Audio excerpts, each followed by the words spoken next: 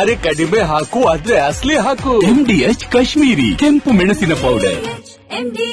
ಇದರ ಕೆಂಪು ಬಣ್ಣ ಅದ್ಭುತ, ಖಾರ ಕಡಿಮೆ ಆದರೂ ರುಚಿಕರ. MDH ಕಾಶ್ಮೀರಿ. MDH ಜನ ಮಸಾಲ. ಈಗ ಕಡಲೆ ಇರಲಿ, ಹಲಸಂದೆ ಬೀಜ, ಕಪ್ಪು ಕಡಲೆ ಅಥವಾ ಬಿಳಿ ಕಡಲೆ, ಎಲ್ಲವೂ ಸ್ವಾದಿಷ್ಟವಾಗುತ್ತೆ. ನೋಡಿ, ಕಾವೇರಿ ಇಂದು ಕೇವಲ ಜಲಮೂಲವಾಗಿ ಉಳಿದಿಲ್ಲ, ಬದಲಾಗಿ ತಮಿಳುನಾಡು ರಾಜಕಾರಣಿಗಳ ಕೈಯಲ್ಲಿ ರಾಜಕೀಯ ಅಸ್ತ್ರವಾಗಿ ಹೋಗಿದೆ. ಕಾವೇರಿ ವಿಚಾರದಲ್ಲಿ ಕುಳಿತು ಬಗೆಹರಿಸಿಕೊಳ್ಳಿ ಅಂತ ಅಮಿತ್ ಶಾ ಸಲಹೆಯನ್ನು ಕೂಡ ಕೊಟ್ಟಿದ್ದಾರೆ. ಇದಕ್ಕೆ ಒಪ್ಕೊಳ್ತಾ ಇಲ್ಲ ವಿಜಯ್ ಸರ್ಕಾರ. ಹೊಸ ತಗಾದೆಯನ್ನ ತೆಗೆದಿದೆ. ಅದೇನು ವಿಚಾರ, ಬನ್ನಿ ನೋಡ್ಕೊಂಡು ಬರೋಣ.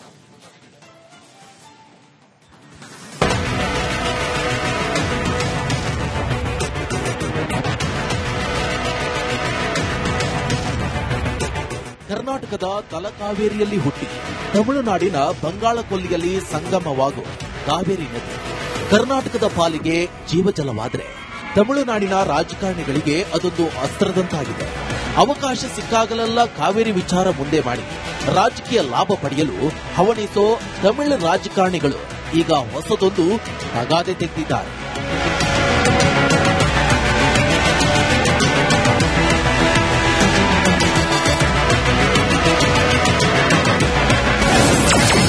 ಕಾವೇರಿ ನೀರಿನ ವಿಚಾರದಲ್ಲಿ ಸಂಧಾನ ಸಾಧ್ಯವೇ ಇಲ್ಲ. ಅಮಿತ್ ಶಾ ಸಲಹೆಯ ಬಳಿಕವೂ ತಮಿಳುನಾಡು ತಗಾದೆ. ಇಂದು ತಮಿಳುನಾಡಿನ ಚೆನ್ನೈ ಬಳಿಯ ಕೋವಲಂನಲ್ಲಿ ನಡೆದ 31ನೇ ದಕ್ಷಿಣ ವಲಯ ಮಂಡಳಿಯ ಸಭೆ ಹಲವು ಕಾರಣಗಳಿಂದ ಕುತೂಹಲ ಮೂಡಿಸಿತ್ತು. ಮೊದಲನೆಯದಾಗಿ ಸಭೆಯ ನೇತೃತ್ವವನ್ನ ಕೇಂದ್ರ ಗೃಹ ಸಚಿವ ಅಮಿತ್ ಶಾ ವಹಿಸಿದ್ದಾಗಿದ್ರೆ, ಮತ್ತೊಂದು ಈ ಮುಖಾಂತರವಾದರೂ ಕಾವೇರಿ ವಿಚಾರವಾಗಿ ಕರ್ನಾಟಕ ತಮಿಳುನಾಡು ನಡುವೆ ಸೌಹಾರ್ದ ಮೂಡುತ್ತಾ ಅನ್ನೋದು.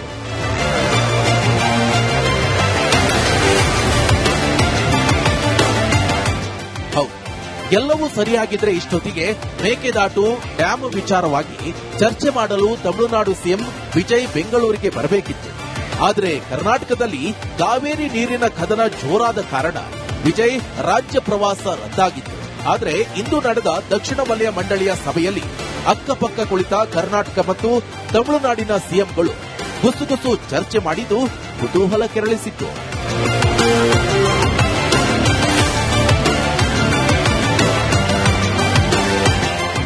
ಇಂದಿನ ಸಭೆಯಲ್ಲಿ ಕರ್ನಾಟಕ, ತಮಿಳುನಾಡು, ಕೇರಳ, ಆಂಧ್ರಪ್ರದೇಶ ಮತ್ತು ತೆಲಂಗಾಣದ ರಾಜ್ಯಗಳ ಮುಖ್ಯಮಂತ್ರಿಗಳು ಹಾಗೂ ಪ್ರತಿನಿಧಿಗಳು ಭಾಗವಹಿಸಿದ್ರು. ಈ ವೇಳೆ ಕಾವೇರಿ ನೀರು ಮತ್ತು ಮೇಕೆದಾಟು ಅಣೆಕಟ್ಟು ವಿಚಾರವಾಗಿ ಸಿಎಂ ಡಿಕೆ ಶಿವಕುಮಾರ್ ಪ್ರಸ್ತಾಪ ಮಾಡಿದ್ದು, ಮೇಕೆದಾಟು ಡ್ಯಾಂ ಕೇವಲ ಕುಡಿಯುವ ನೀರಿನ ಸಲುವಾಗಿ ನಿರ್ಮಾಣ ಮಾಡಲಾಗುತ್ತಿದೆ. 5 ಟಿಎಂಸಿ ನೀರು ಸಂಗ್ರಹಕ್ಕೆ ಪ್ಲಾನ್ ಮಾಡಲಾಗಿದ್ದು, ತಮಿಳುನಾಡು ಮತ್ತು ಪುದುಚೇರಿ ಅವಕಾಶ ಮಾಡಿಕೊಡಬೇಕು. ಮೇಕೆದಾಟು ಡ್ಯಾಂ ನಿರ್ಮಾಣದಿಂದ ನಿಮಗೆ ಅನುಕೂಲ ಆಗಲಿದೆ ಎಂದು ಮನವರಿಕೆ ಮಾಡುವ ಯತ್ನ ಮಾಡಿದರು.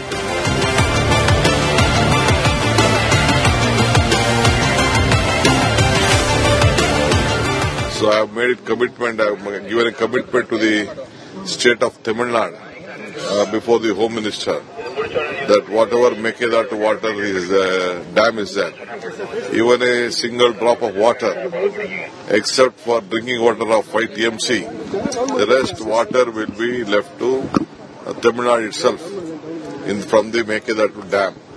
So Tamil Nadu and the Pondicherry shall be rest assured the dam will be built only for you, not for us. ಇನ್ನು ಸಭೆಯ ನಡುವೆಯೇ ಕೇಂದ್ರ ಗೃಹ ಸಚಿವ ಅಮಿತ್ ಶಾ ಮತ್ತು ತಮಿಳುನಾಡು ಸಿಎಂ ವಿಜಯ್ ಅರ್ಧ ಗಂಟೆ ಪ್ರತ್ಯೇಕವಾಗಿ ಮಾತನಾಡಿದ್ದಾರೆ. ಈ ವೇಳೆ ಕಾವೇರಿ ವಿವಾದವನ್ನ ಮಾತುಕತೆಯ ಮೂಲಕ ಬಗೆಹರಿಸಿಕೊಳ್ಳಿ ಅಂತ ಅಮಿತ್ ಶಾ ಸಲಹೆ ನೀಡಿದ್ದಾರೆ.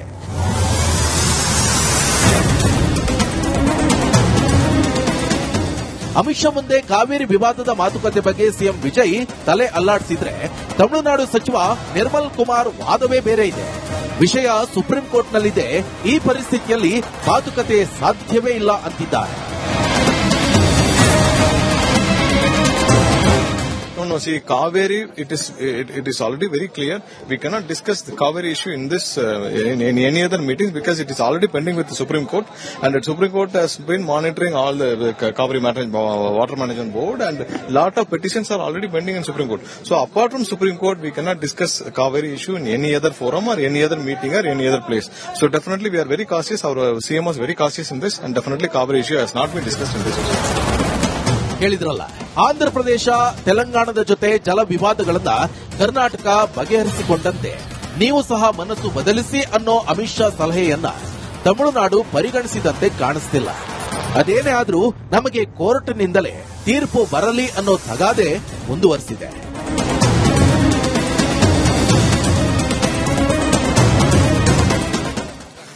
ಅಮಿತ್ ಶಾ ಅವರ ಮುಂದೆ ಡಿಕೆ ಶಿವಕುಮಾರ್ ವಾದ ಯಾವ ರೀತಿಯಾಗಿದೆ? 31ನೇ ದಕ್ಷಿಣ ಭಾರತ ಸಿಎಂಗಳ ಸಭೆಯಲ್ಲಿ ಡಿಕೆ ಶಿವಕುಮಾರ್ ವಾದವನ್ನ ಮಂಡಿಸಿದ್ರು. ಗೃಹ ಸಚಿವ ಅಮಿತ್ ಶಾ ಮುಂದೆ ವಾದವನ್ನ ಮುಂದಿಟ್ಟಿದ್ದಾರೆ ಡಿಕೆ ಶಿವಕುಮಾರ್. ಈ ವಾದದಲ್ಲಿ ಕರ್ನಾಟಕ ಬಲಿಷ್ಠವಾದ್ರೆ ದಕ್ಷಿಣ ಭಾರತಕ್ಕೆ ಮತ್ತಷ್ಟು ಬಲ ಸಿಗುತ್ತೆ. ಇಷ್ಟು ಮಾತ್ರ ಅಲ್ಲ, ದಕ್ಷಿಣ ಭಾರತ ಬಲಿಷ್ಠ ಆದ್ರೆ ಭಾರತವೂ ಕೂಡ ಬಲಿಷ್ಠ ಆಗತ್ತೆ. ಯಾಕಂತ ಹೇಳಿದ್ರೆ ಉತ್ತರ ಭಾರತದವ್ರು ಬರ್ತಾರೆ ದಕ್ಷಿಣ ಭಾರತಕ್ಕೆ ಎಲೆಕ್ಷನ್ ಸಂದರ್ಭದಲ್ಲಿ ಯಾವ ರೀತಿಯಾಗಿ ರ್ಯಾಲಿ ಮಾಡ್ತಾರೆ. ಕರ್ನಾಟಕವನ್ನ ಯಾಕೆ ರಾಷ್ಟ್ರೀಯ ಪಕ್ಷಗಳು ಗೆಲ್ಲಬೇಕು ಅಂತ ಮಾಡ್ತಾ ಇರುವಂತದ್ದು? ದಕ್ಷಿಣ ಭಾರತ ಹೆಬ್ಬಾಗಿಲು ಅಂತ ಒಂದ್ಸತಿ ಗೆದ್ಬಿಟ್ರೆ ಅವರಿಗೆ ಅಷ್ಟೊಂದು ಲಾಭ ಇದೆ. ದೇಶದ ಅಭಿವೃದ್ಧಿಗೆ ದಕ್ಷಿಣ ಭಾರತದಿಂದ 33% ಜಿಡಿಪಿ ಹೋಗ್ತಾ ಇದೆ.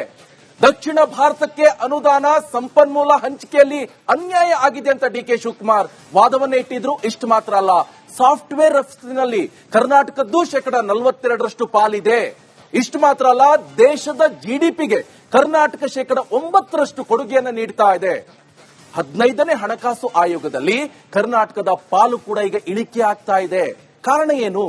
4.7ರಿಂದ 3.6ಕ್ಕೆ ರಾಜ್ಯದ ಪಾಲು ಇಳಿಕೆಯಾಗಿದೆ. ಈಗ 6 ವರ್ಷಗಳಲ್ಲಿ ರಾಜ್ಯಕ್ಕೆ 65,000 ಕೋಟಿ ರೂಪಾಯಿ ನಷ್ಟ ಆಗಿದೆ.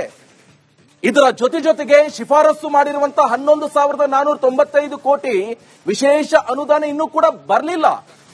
ಲೋಕಸಭೆ ಕ್ಷೇತ್ರಗಳ ಪುನರ್ವಿಂಗಡಣೆಯಲ್ಲಿ ಯಾವುದೇ ಕಾರಣಕ್ಕೂ ಕೂಡ ದಯವಿಟ್ಟು ಅನ್ಯಾಯ ಮಾಡಬೇಡಿ ಅಂತ ಡಿಕೆ ಶಿವಕುಮಾರ್ ಅಮಿತ್ ಶಾ ಅವರಲ್ಲಿ ಮನವಿಯನ್ನ ಮಾಡಿಕೊಂಡ್ರು. ದಕ್ಷಿಣ ಭಾರತದ ರಾಜಕೀಯ ಪ್ರಾತಿನಿಧ್ಯ ಧ್ವನಿ ಕಡಿಮೆ ಆಗಬಾರದು ಯಾವುದೇ ಕಾರಣಕ್ಕೂ ಕೂಡ. ಇದರ ಜೊತೆಗೆ ಕ್ಷೇತ್ರಗಳ ಪುನರ್ವಿಂಗಡಣೆಗೆ 1971ರ ಜನಸಂಖ್ಯೆ ಆಧಾರವನ್ನೇ ಗೌರವಿಸಿ ಅಂತ ಕೇಳ್ಕೊಂಡ್ರು. ಇಷ್ಟು ಮಾತ್ರ ಅಲ್ಲ, ಹಾಲಿ ಇರುವಂತ ಲೋಕಸಭಾ ಸ್ಥಾನದಲ್ಲಿ ಮಹಿಳಾ ಮೀಸಲಾತಿ ಕೂಡ ಕೊಡಿ. ನೀರು ನಮ್ಮನ್ನ ಒಗ್ಗೂಡಿಸಬೇಕು, ಆದ್ರೆ ವಿಭಜನೆ ಮಾಡಬಾರದು ಅಂತ ಡಿಕೆ ಶಿವಕುಮಾರ್ ಹೇಳಿದ್ರು. ಈ ಲೈನ್ ಮಾತ್ರ ಬಹಳ ಚೆನ್ನಾಗಿದೆ. ಅದು ಅಂತಾರಾಜ್ಯ ಜಲ ವಿವಾದಗಳನ್ನ ಸಹಕಾರದಿಂದ ಬಗೆಹರಿಸಿಕೊಳ್ಳಿ, ರಾಜ್ಯಗಳ ಖನಿಜ ತೆರಿಗೆ ಹಕ್ಕು ಕಸಿಯುವಂತ ಹೊಸ ಕಾಯ್ದೆಯನ್ನ ಪರಿಶೀಲನೆ ಮಾಡಿ ಅಂತ ಹೇಳಿದ್ರು. ಜೊತೆಗೆ ಈ ಮಾದಕ ವಸ್ತುಗಳು ಜಾಸ್ತಿ ಆಗ್ಬಿಟ್ಟಿದೆ, ಡ್ರಗ್ಸ್, ಅಫೀಮು, ಅದು ಇದು, ಜೊತೆಗೆ ಕಳ್ಳ ಸಾಗಾಣಿಕೆ, ಅದನ್ನು ತಡೆಯಲು ಕಠಿಣ ಕಾನೂನಿನ ಬೆಂಬಲ ಬೇಕು ಅಂತ ಗೃಹ ಸಚಿವ ಅವರಲ್ಲಿ ಮನವಿಯನ್ನ ಮಾಡಿಕೊಂಡಿದ್ದಾರೆ ಸಿಎಂ ಡಿಕೆ ಶಿವಕುಮಾರ್ ಅವರು.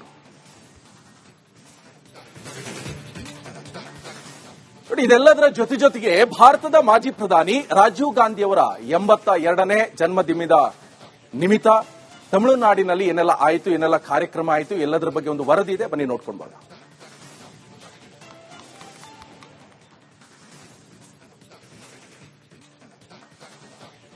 ರಾಜೀವ್ ಗಾಂಧಿ ಹುತಾತ್ಮ ಸ್ಥಳಕ್ಕೆ ಭೇಟಿಯನ್ನ ಕೊಟ್ಟಿದ್ರು. ಇಂದು ರಾಜೀವ್ ಗಾಂಧಿ ಜನ್ಮದಿನ, ಸೊ ಆ ನಿಟ್ಟಿನಲ್ಲಿ ಇವತ್ತು ಭೇಟಿಯನ್ನ ಕೊಟ್ಟಿದ್ದಾರೆ. ಭಾರತದ ಮಾಜಿ ಪ್ರಧಾನಿ ರಾಜೀವ್ ಗಾಂಧಿ ಅವರ 82ನೇ ಜನ್ಮದಿನದ ನಿಮಿತ್ತ ತಮಿಳುನಾಡಿನ ಶ್ರೀ ಪೆರಂಬಂದೂರಿನಲ್ಲಿರುವಂತಹ ರಾಜೀವ್ ಹುತಾತ್ಮ ಸ್ಮಾರಕಕ್ಕೆ ಮುಖ್ಯಮಂತ್ರಿ ಡಿಕೆ ಶಿವಕುಮಾರ್ ಭೇಟಿ ನೀಡಿದ್ರು. ಸ್ಮಾರಕದ ಮುಂದೆ ಕೆಲ ಕಾಲ ಧ್ಯಾನ ಕೂಡ ಮಾಡಿದ್ದಾರೆ ಸಿಎಂ ಡಿಕೆ ಶಿವಕುಮಾರ್. ಮಾಧ್ಯಮಗಳ ಜೊತೆ ಹಳೆಯ ನೆನಪುಗಳನ್ನ ಕೂಡ ಬಿಚ್ಚಿಟ್ಟಿದ್ದಾರೆ. Yesterday of Rajiv Gandhi, I have been attached to this monument. I have come here about more than 10-15 years continuously. When Jayalalitha was the Chief Minister, I had the great opportunity of serving this place. When this was being erected. So from our query, the granite of this monolithic block and the surrounding of the place was being brought from. ಇನ್ನು ತಮಿಳುನಾಡಿಗೆ ಕಾವೇರಿ ನೀರು ಹರಿಸುವುದನ್ನ ವಿರೋಧಿಸಿ ಮಂಡ್ಯ ಜಿಲ್ಲೆಯಲ್ಲಿ ಪ್ರತಿಭಟನೆಗಳು ತೀವ್ರಗೊಂಡವು. ಸರ್ಕಾರದ ಧೋರಣೆ ಹಾಗೆ ತಮಿಳುನಾಡಿಗೆ ನೀರು ಬಿಡ್ತಾ ಇರುವಂತಹ ನಿರ್ಧಾರದ ವಿರುದ್ಧ ರೈತ ಪರ ಸಂಘಟನೆಗಳು ಮತ್ತೆ ಸ್ವಪಕ್ಷದ ಶಾಸಕರೇ ಧ್ವನಿ ಎತ್ತಿದ್ದಾರೆ.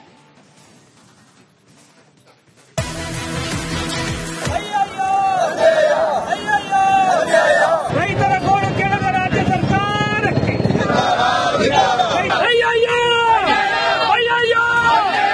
ರಾಜ್ಯ ಸರ್ಕಾರಕ್ಕೆ ತಮಿಳುನಾಡಿಗೆ ಮಂಡ್ಯದಲ್ಲಿ ಮುಂದುವರಿದ ಕಾವೇರಿ ಕಿಚ್ಚು. ಸರ್ಕಾರದ ವಿರುದ್ಧ ಅನ್ನದಾತರ ಆಕ್ರೋಶ. ತಮಿಳುನಾಡಿಗೆ ನಿರಂತರವಾಗಿ ಕಾವೇರಿ ನೀರು ಹರಿಸ್ತಾ ಇರುವುದನ್ನು ಖಂಡಿಸಿ ಮಂಡ್ಯದಲ್ಲಿ ಪ್ರತಿಭಟನೆಗಳು ತೀವ್ರಗೊಂಡಿವೆ. ಸರ್ಕಾರದ ಧೋರಣೆಯ ವಿರುದ್ಧ ರೈತಪರ ಸಂಘಟನೆಗಳು ಮುಂದುವರೆದಿದ್ದು ವಿಭಿನ್ನ ರೀತಿಯ ಪ್ರತಿಭಟನೆ ನಡೆಸಿ ಆಕ್ರೋಶವನ್ನ ಹೊರಹಾಕ್ತಿದ್ದಾರೆ.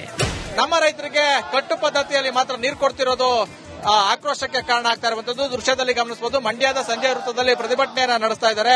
ರೈತರ ಬೆಳೆಗಳಿಗೆ ಕಟ್ಟು ಪದ್ಧತಿಯಲ್ಲಿ ನೀರು ಕೊಡ್ತೀವಿ ಅಂತ ಹೇಳಿ ರಾಜ್ಯ ಸರ್ಕಾರ ಹೇಳ್ತಾ ಇದೆ. ಆದ್ರೆ ತಮಿಳುನಾಡಿಗೆ ನಿರಂತರವಾಗಿ ನೀರು ಹರಿಸ್ತಾ ಇದ್ದಾರೆ ಅಂತ ಹೇಳಿ ಆಕ್ರೋಶವನ್ನು ವ್ಯಕ್ತಪಡಿಸ್ತಾ ಇರುವಂತದ್ದು. ಬೊಗಸೆ ನೀರು ಕುಡಿಯೋ ಮೂಲಕ ಬೊಗಸೆ ಚಳುವಳಿಯನ್ನ ಮಾಡ್ತಾ ಇದ್ದಾರೆ. ನಮಗೆ ಬೊಗಸೆ ನೀರನ್ನ ಕೊಟ್ಟು ಉಳಿದ ಬಹುಪಾಲು ನೀರನ್ನ ತಮಿಳುನಾಡಿಗೆ ಕೊಡ್ತಾ ಇದ್ದಾರೆ ಅಂತ ಹೇಳಿ ಆಕ್ರೋಶವನ್ನು ವ್ಯಕ್ತಪಡಿಸ್ತಾ ಇರುವಂತದ್ದು.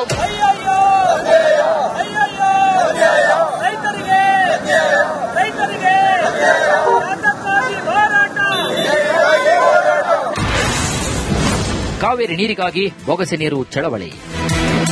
ತಮಿಳುನಾಡಿಗೆ ನೀರು ಬಿಡುವುದನ್ನು ನಿಲ್ಲಿಸುವಂತೆ ಕನ್ನಡ ಪರ ಸಂಘಟನೆಗಳು ಹಾಗೂ ರೈತಪರ ಸಂಘಟನೆಗಳು ಬೊಗಸೆ ನೀರು ಚಳವಳಿ ಪ್ರಾರಂಭಿಸಿದರು. ಮಂಡ್ಯದ ಬೆಂಗಳೂರು ಟು ಮೈಸೂರು ಹಳಿ ಹೆದ್ದಾರಿಯಲ್ಲಿ ಮಾನವ ಸರಪಳಿ ನಿರ್ಮಿಸಿ ರಸ್ತೆಯನ್ನ ತಡೆದು ಆಕ್ರೋಶವನ್ನು ಹೊರಹಾಕಿದರು. ಮಂಡ್ಯದ ಸಂಜೆ ವೃತ್ತದಲ್ಲಿ ಬೆಂಗಳೂರು ಮೈಸೂರು ಹಳೆ ಹೆದ್ದಾರಿಯನ್ನು ತಡೆಯುವ ಮೂಲಕ ಆಕ್ರೋಶವನ್ನು ವ್ಯಕ್ತಪಡಿಸ್ತಾ ಇದ್ದಾರೆ. ನಮ್ಮ ರೈತರಿಗೆ ಕಟ್ಟು ಪದ್ಧತಿಯಲ್ಲಿ ನೀರು ಕೊಡುವುದಕ್ಕೆ ತೀರ್ಮಾನ ಮಾಡಲಾಗಿದೆ. ಆದರೆ ತಮಿಳುನಾಡಿಗೆ ಕೆಆರ್ಎಸ್ ಅಣೆಕಟ್ಟೆ ಹಾಗೂ ಕಬಿನಿಯಿಂದ ನಿರಂತರವಾಗಿ ನೀರನ್ನು ಹರಿಸ್ತಾ ಇದ್ದಾರೆ ಅಂತ ಹೇಳಿ ಆಕ್ರೋಶವನ್ನು ವ್ಯಕ್ತಪಡಿಸ್ತಾ ಇದ್ದಾರೆ. ರೈತರ ಹಿತ ಕಾಪಾಡದ ಶಾಸಕರಿಗೆ ಧಿಕ್ಕಾರ. ರೈತರ ಗೋಳು ಕೇಳದ ರಾಜ್ಯ ಸರ್ಕಾರಕ್ಕೆ. ಇಂದು ಮಂಡ್ಯ ರೈತರ ಹೋರಾಟಕ್ಕೆ ಸಾಥ್ ನೀಡಿದ ವಾಟಾಳ್ ನಾಗರಾಜ್ ಸರ್ಕಾರದ ವಿರುದ್ಧ ಆಕ್ರೋಶವನ್ನು ಹೊರಹಾಕಿದರು. ತಮಿಳುನಾಡಿಗೆ ಹರಿಸುತ್ತಿರುವಂತಹ ನೀರು ಬಂದ್ ಮಾಡದಿದ್ರೆ ಕೆಆರ್ಎಸ್ಗೆ ಮುತ್ತಿಗೆ ಹಾಕುವುದಾಗಿ ಎಚ್ಚರಿಕೆ ನೀಡಿದರು. ಮಂಡ್ಯದಿಂದ ಡೆಲ್ಲಿವರೆಗೂ ನಾವು ಈ ವಿಚಾರ ತಗೊಂಡೋಗ್ಬೇಕು. ನೀರನ್ನ ಬಿಡಬಾರದು. 26ನೇ ತಾರೀಕು ನಾವು ಕೆಆರ್ ಸಾಗರ ಮುತ್ತಿಗೆ ಹಾಕ್ತಿವಿ. 100 ವಾಹನಗಳು ಕೆಆರ್ ಸಾಗರಕ್ಕೆ ಬರ್ತೀವಿ. ನೀರನ್ನ ಅಷ್ಟೊತ್ತಿಗಾಗಲೇ ಬಹಳ ಬಿಟ್ಟಿರ್ತಾರೆ. ಈ ಸರ್ಕಾರ ರಾಜೀನಾಮೆ ಕೊಡಬೇಕು, ಖಂಡಿತ ರಾಜೀನಾಮೆ ಕೊಡಬೇಕು. ಇನ್ನು ಮತ್ತೊಂದು ಕಡೆಗೆ ಮಂಡ್ಯದಲ್ಲಿ ನಡೆದಂತಹ ಕಾವೇರಿ ನೀರಾವರಿ ಸಲಹಾ ಸಮಿತಿ ಸಭೆಯಲ್ಲಿ ಆಡಳಿತ ಪಕ್ಷದ ಶಾಸಕ ರವಿಕುಮಾರ್ ಗಣಿಗ ಸರ್ಕಾರದ ವಿರುದ್ಧವೇ ಮುನಿಸನ್ನ ಪ್ರದರ್ಶನ ಮಾಡಿದರು. ಒಂದೆಡೆ ತಮಿಳುನಾಡಿಗೆ ನೀರು ಬಿಡಲಾಗ್ತಾ ಇದೆ, ಆದರೆ ನಮ್ಮ ರೈತರಿಗೆ ಬೆಳೆಯನ್ನ ಬೆಳೆಯಲು ನೀರು ಕೊಡದಿದ್ರೆ ಗಂಭೀರ ಪರಿಸ್ಥಿತಿಯನ್ನು ಎದುರಿಸಬೇಕಾಗುತ್ತದೆ ಅಂತ ಸಭೆಯಲ್ಲಿ ಅಧಿಕಾರಿಗಳ ಹಾಗೂ ಸರ್ಕಾರದ ವಿರುದ್ಧ ಕಿಡಿಕಾರಿದರು. 109 ಟಿಎಂಸಿ ನೀರಿದೆ, ಎಲ್ಲಾ ಸರಿ 75 ಟಿಎಂಸಿ ನೀರಿದೆ. ನೀವು ಒಂದು ಕಡೆ ತಮಿಳುನಾಡಿಗೆ ನೀರು ಬಿಡ್ತೀರಾ, ನಮ್ಗೆ ನೀರು ಕೊಡಲ್ಲ ಅಂತೀರಾ. ನಮಗೂ ನೀರು ಕೊಟ್ಟಿಲ್ಲ ಅಂದ್ರೆ ನಾವು ಹೇಳ್ಬೋದು. ಅವ್ರ ಕಡೆ ಸುಪ್ರೀಂ ಕೋರ್ಟ್ ಕತೆ ಹೇಳಿ ಅವ್ರಿಗೆ ದಿನ ನಮ್ಮ ಹತ್ರ ಡ್ಯಾಮ್ ಅಲ್ಲಿ ಅವ್ರು ನೀರು ಕೊಡೋದು, ನಮ್ಮ ರೈತರಿಗೆ ಬೆಳೆ ನೀರು ಕೊಡೋದು ಅಂದ್ರೆ ಬಹಳ ಗಂಭೀರ ಸ್ಥಿತಿ ಆಗುತ್ತೆ. You should take the call. ತಮಿಳುನಾಡಿಗೆ ಸ್ಟಾಪ್ ಮಾಡಿ. 126 ವರ್ಷದಿಂದ ದೊಡ್ಡ ಮರ ಬಂದಿದೆ, ನೀರು ಕೊಡಕ್ಕಾಗೋದಿಲ್ಲ ಅಂತ ಸಮರ್ಥವಾದ ಮಾಡ್ತೀವಿ.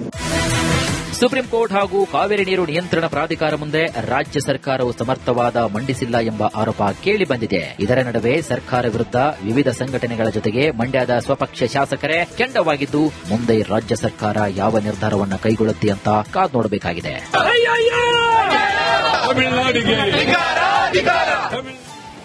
ಇನ್ನು ಕಾಂಗ್ರೆಸ್ ಪಕ್ಷ ಮತ್ತು ಒಂದೇ ಮಾತರಂ ಗೀತೆಯ ನಡುವಿನ ಸಮರ ಈಗ ಮತ್ತೊಂದು ಮಗ್ಗಲನ್ನ ಬದಲಿಸಿದೆ. ಕೇಂದ್ರ ಸರ್ಕಾರ ಅದೇನೇ ಆದೇಶ ಮಾಡಲಿ, ನಾವು ಮಾತ್ರ ಮೊದಲ 2 ಚರಣ ಹಾಡೋದು ಅಂತಿರುವಂತೆ ಇದೇ ಕಾಂಗ್ರೆಸ್ ಕದನಕ್ಕೆ ಆಹ್ವಾನ ನೀಡಿದ್ದು. ಇದರ ವಿರುದ್ಧ ನಿಗಿನಿಗಿಯಾಗಿರುವಂತೆ ಬಿಜೆಪಿ ಇದೆಲ್ಲ ವೋಟ್ ಬ್ಯಾಂಕ್ ಆಗಿ ನಡೀತಾ ಇರುವಂತಹ ತುಷ್ಟೀಕರಣ ಅಂತ ಆರೋಪವನ್ನ ಮಾಡ್ತಾ ಇದೆ.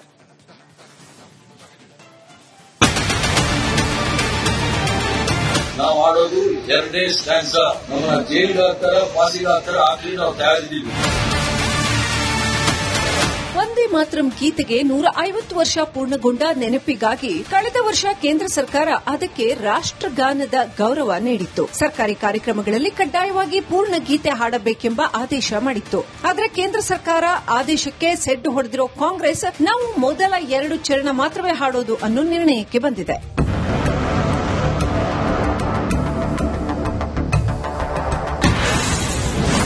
ಕಾಂಗ್ರೆಸ್ ವರ್ಸಸ್ ವಂದೇ ಮಾತರಂ ಕತ್ತರಿ ಕದನ.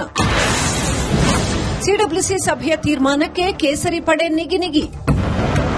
ಸಾರ್ವಜನಿಕ ಕಾರ್ಯಕ್ರಮಗಳಲ್ಲಿ ರಾಷ್ಟೀಯ ಗೀತೆ ವಂದೇ ಮಾತರಂನ ಸಂಪೂರ್ಣ ಆವೃತ್ತಿಯನ್ನ ಹಾಡಬೇಕೆಂಬ ಕೇಂದ್ರ ಸರ್ಕಾರದ ಆದೇಶದ ವಿರುದ್ಧ ಕಾಂಗ್ರೆಸ್ ತೊಡೆತಟ್ಟಿದೆ. ಪಕ್ಷದ ಕಾರ್ಯಕ್ರಮಗಳಲ್ಲಿ ವಂದೇ ಮಾತರಂನ ಕೇವಲ ಮೊದಲ 2 ಚರಣಗಳನ್ನು ಮಾತ್ರ ಹಾಡಬೇಕು ಎಂಬ 1937ರ ನಿರ್ಣಯವನ್ನೇ ಮುಂದುವರಿಸಲು ನಿನ್ನೆ ನಡೆದ ಕಾಂಗ್ರೆಸ್ ಕಾರ್ಯಕಾರಿ ಸಮಿತಿಯಲ್ಲಿ ನಿರ್ಧರಿಸಲಾಗಿದೆ.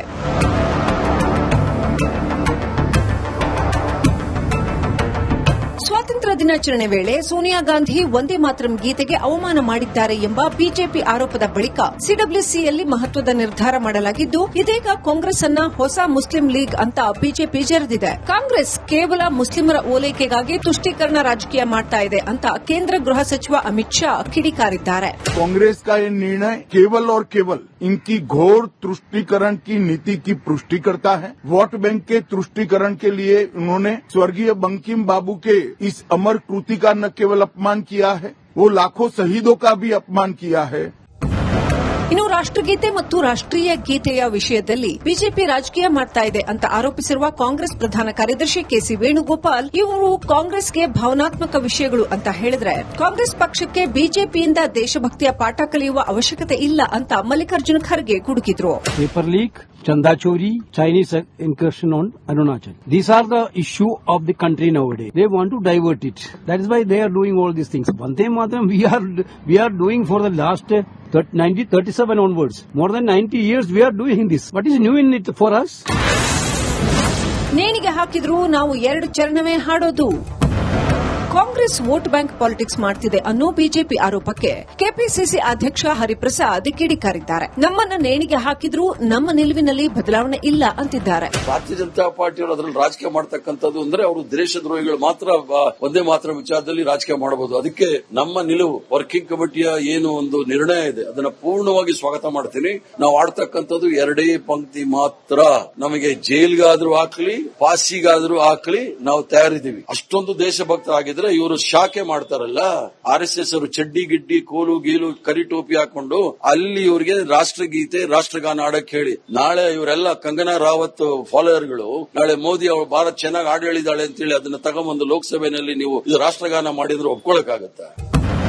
ಒಟ್ಟಾರೆ ಇಷ್ಟು ದಿನ ಡಿಫೆನ್ಸಿವ್ ಮೂಡ್ನಲ್ಲಿದ್ದ ಕಾಂಗ್ರೆಸ್ ಏಕಾಏಕಿ ಕೇಂದ್ರ ಸರ್ಕಾರದ ವಿರುದ್ಧ ಅಟ್ಯಾಕಿಂಗ್ಗೆ ಇಳಿದಿದೆ. ವಂದೇ ಮಾತರಂ ಗೀತೆಯ ವಿಚಾರದಲ್ಲಿ ನಮ್ಮ ನಿಲುವು ಬದಲಾಗಲ್ಲ ಅಂತಿರೋ ಕೈಪಡೆ ಸಮರಕ್ಕೆ ನಿಶಾನೆ ತೋರಿದೆ. ನೀಟ್ ಪರೀಕ್ಷಾ ಅಕ್ರಮದ ವಿರುದ್ಧ ಜೆನ್ಜಿ ನಡೆಸಿರುವಂತಹ ಹೋರಾಟ ಧರ್ಮೇಂದ್ರ ಪ್ರಧಾನ್ ರಾಜೀನಾಮೆ ಪಡೆಯುವಲ್ಲಿ ಯಶಸ್ವಿಯಾಗಿತ್ತು. ಈ ಜೆನ್ಜಿ ಕಿಚ್ಚನ್ನ ಅರಿತ ಮೋದಿ ಯುವ ಪೀಳಿಗೆಯನ್ನ ಸೆಳೆಯಲು ಕಸರತ್ತುಗಳ ಮೇಲೆ ಕಸರತ್ತನ್ನ ಮಾಡಿದ್ದಾರೆ. ಇದೀಗ ಜೆನ್ಜಿ ಅಖಾಡಕ್ಕೆ ರಾಹುಲ್ ಗಾಂಧಿ ಸಹ ಇಳಿದಿದ್ದು ಯುವ ಜನರ ಮನವನ್ನ ಸೆಳೆಯಲು ಪೈಪೋಟಿ ಬಹಳ ಜೋರಾಗಿದೆ. ಹಾಗಾದ್ರೆ 2 ರಾಷ್ಟ್ರೀಯ ಪಕ್ಷಗಳು ಯಾವ ರೀತಿಯಾಗಿ ಪೈಪೋಟಿಗಿಳಿದಿದ್ದಾವೆ ಬನ್ನಿ ನೋಡ್ಕೊಂಡು.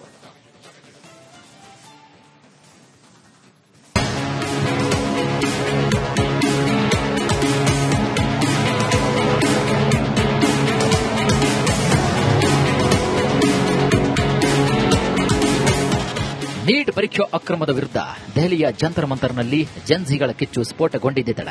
ಕೇಂದ್ರದಲ್ಲಿ ಆಡಳಿತದಲ್ಲಿರುವಂತಹ ಬಿಜೆಪಿ ಮಾತ್ರವಲ್ಲ, ವಿರೋಧ ಪಕ್ಷ ಕಾಂಗ್ರೆಸ್ ಸೇರಿದಂತೆ ರಾಜಕೀಯ ಪಕ್ಷಗಳಲ್ಲಿ ಹೊಸ ಸಂಚಲನ ಶುರುವಾಗಿದೆ. ದೇಶದ ಜನಸಂಖ್ಯೆಯಲ್ಲಿ ಅರ್ಧದಷ್ಟಿರುವಂತಹ ಯುವ ಸೇನೆಯನ್ನ ತಮ್ಮತ್ತ ಸೆಳೆಯಲು ಮುಗಿಬಿದ್ದಿದ್ದಾರೆ. ನೀಟ್ ಫೈಟ್ ಬೆನ್ನಲ್ಲೇ ಶುರುವಾಯ್ತಾ ಜೆನ್ಜಿ ಓಲೈಕೆ. ಯುವ ಪೀಳಿಗೆ ವಿಶ್ವಾಸಕ್ಕಾಗಿ ಕಾಂಗ್ರೆಸ್ ಬಿಜೆಪಿ ಕಸರತ್ತು.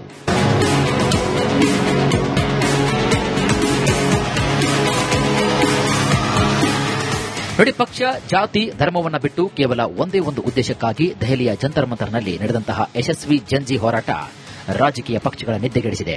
ಇಷ್ಟು ದಿನ ಯುವ ಸಮೂಹವನ್ನ ತಮ್ಮ ವೋಟ್ ಬ್ಯಾಂಕ್ ಅಂತಾನೆ ಪರಿಗಣಿಸಿದ ರಾಜಕೀಯ ಪಕ್ಷಗಳು ಯುವಕರ ಮನಸೆಳೆಯಲು ಮುಂದಾಗಿವೆ.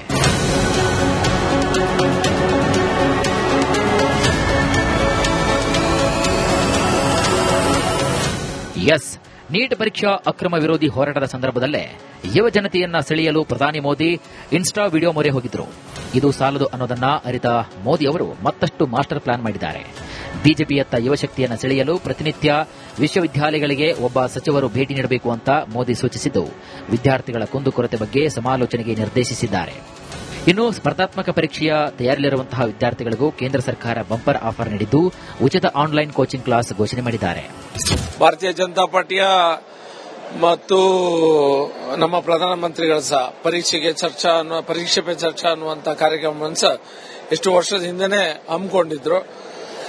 ಇದರ ಮುಖ್ಯ ಉದ್ದೇಶ ಯುವ ಜನರು ಯಾರಿದ್ದಾರೆ ಅವರನ್ನ ಮುಖ್ಯವಾಹಿನಿಗೆ ತರಬೇಕು, ಅವರ ಸಮಸ್ಯೆಗಳಿಗೆ ಸ್ಪಂದಿಸಬೇಕೆನ್ನುವಂಥ ಧೋರಣೆಯೊಂದಿಗೆ ನರೇಂದ್ರ ಮೋದಿ ಅವರು, ನಮ್ಮ ಪ್ರಧಾನಮಂತ್ರಿಯವರು ಬಹಳಷ್ಟು ವರ್ಷಗಳಿಂದ ಈ ಪ್ರಯತ್ನವನ್ನ ಮಾಡ್ತಾನೆ ಬಂದಿದ್ದಾರೆ. ಅದರ ಒಂದು ಭಾಗ ಇದು. ಹೊಸತಾಗಿ ಏನು ಜೆನ್ಜಿ ಅವರಿಗೆ ಮಾತ್ರ ಅನ್ನುವಂತ ವಿಷಯ ಅಲ್ಲ, ಎಲ್ಲ ಯುವಕ ಯುವತಿಯರಿಗೆ.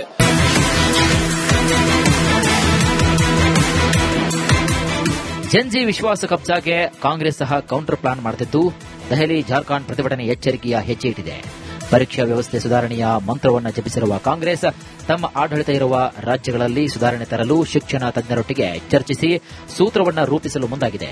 ನಿನ್ನೆ ನಡೆದ ಕಾಂಗ್ರೆಸ್ ಕಾರ್ಯಕಾರಿ ಸಮಿತಿ ಸಭೆಯಲ್ಲಿ ಯುವ ಪಡೆ ಸೆಳೆಯಲು ಚಾತ್ರೋ ಕಿ ಗೂಂಜ್ ಎಂಬ ಕಾರ್ಯಕ್ರಮಕ್ಕೆ ನಿರ್ಣಯವಾಗಿದ್ದು, 800 ನಗರಗಳಲ್ಲಿ ರಾಹುಲ್ ಗಾಂಧಿ ಸಂವಾದ ನಡೆಸಲಿದ್ದಾರೆ. ಯಂಗರ್ ಜನರೇಷನ್ ಜೆನ್ಜಿ ಅದು ಪೇಪರ್ ಲೀಕ್ ನೀಟ್ ವಿಷಯದಲ್ಲಿನೂ ನಮ್ಮ ಪಕ್ಷದ ಕ್ಲಿಯರ್ ಸ್ಟ್ಯಾಂಡ್, ರಾಹುಲ್ ಗಾಂಧಿ ಅವ್ರ ಕ್ಲಿಯರ್ ಸ್ಟ್ಯಾಂಡ್ ಇತ್ತು. ಬಿಜೆಪಿ ಎಷ್ಟು ಮಟ್ಟಕ್ಕೆ ಹೋಗಿದೆ, ಇವಾಗ ಪಾರ್ಲಿಮೆಂಟ್ ನಲ್ಲಿ ಒಂದ್ ದಿವಸ prime minister Amit Shah house ಬಂದಿಲ್ಲ. ಪಾರ್ಲಿಮೆಂಟ್ ಬರ್ತಾ ಇದ್ರು, ಅವ್ರಿಗೆ ಏನು ಪಾರ್ಲಿಮೆಂಟ್ ಬರ್ತಾ ಇದೀವಿ, ಯಾಕೆ ಹೌಸ್ ಬರ್ಲಿಲ್ಲ? ಮತ್ತೆ ಓನ್ಲಿ 4 ಮಿನಿಟ್ಸ್ ಬರಬೇಕಾ ಪಾರ್ಲಿಮೆಂಟ್ಗೆ? ಅಂಡ್ ಲಾಸ್ಟ್ ಡೇ ಇದೆಲ್ಲ ಜನರು ಏನು ಸಮಸ್ಯೆ ಇದೆ, ಕಾಂಗ್ರೆಸ್ ಪಕ್ಷನೇ ತಗೊಳ್ತಾ ಇರೋದು, ರಾಹುಲ್ ಗಾಂಧಿ ಅವರು ತಗೊಂಡು ಸೋನಿಯಾ ಗಾಂಧಿ, ಪ್ರಿಯಾಂಕಾ ಗಾಂಧಿ.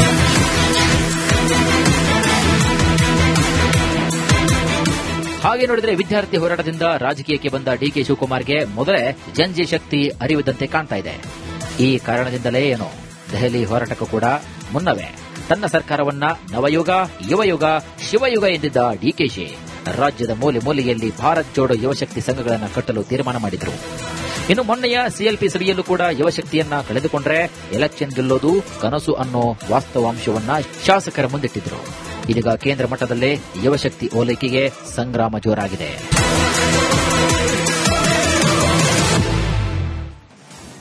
ನೋಡಿ, ಇವತ್ತಿನ ಸದನದಲ್ಲೂ ಕೂಡ ಸಚಿವ ಬಿ ನಾಗೇಂದ್ರ ರಾಜೀನಾಮೆ ಕಿಚ್ಚು ದಗದಗಿಸ್ತು. ಬಿಜೆಪಿ ಪಡೆ ಪೋಸ್ಟರ್ ಸಮರ ಸಾರಿದ್ರೆ, ಇತ್ತ ಕಾಂಗ್ರೆಸ್ ಪಡೆ ಪ್ರತಿಭಟನೆಗೆ ಒಂದು ದೊಡ್ಡ ಕೌಂಟರ್ ಅನ್ನ ಕೊಟ್ಟಿದೆ. ಅವರು ಕೂಡ ಒಂದು ಪ್ರತಿಭಟನೆ ಮಾಡಿದ್ರು. ಹಾಗಾದ್ರೆ ಯಾಕೆ?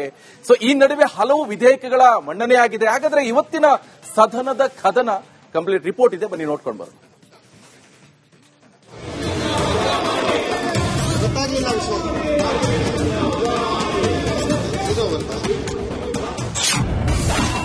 ಆರನೇ ದಿನವೂ ತಾರಕಕ್ಕೇರಿದ ರಾಜೀನಾಮೆ ಕಿಚ್ಚು. ಸಚಿವ ನಾಗೇಂದ್ರ ತಲೆದಂಡಕ್ಕೆ ದೋಸ್ತಿ ಪಡೆ ಪಟ್ಟು.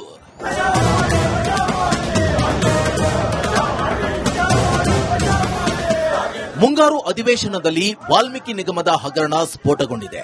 ವಿಪಕ್ಷಗಳು ಸಚಿವ ನಾಗೇಂದ್ರ ರಾಜೀನಾಮೆಗೆ ಪಟ್ಟು ಹಿಡಿದಿದೆ. ಪೋಸ್ಟರ್ ಸಮರ ಜೊತೆಗೆ ಆಕ್ರೋಶದ ಕಹಳೆ ಮೊಳಗಿಸಿವೆ. ಹೀಗಾಗಿ ಮೇಲ್ಮನೆ ಹಾಗೂ ಕೆಳಮನೆಯಲ್ಲಿ ಮಾತಿನ ಜಟಾಪಟಿ, ಗದ್ದಲ, ಕೋಲಾಹಲದಲ್ಲಿ ದಿನ ಕಳೆದಿದೆ.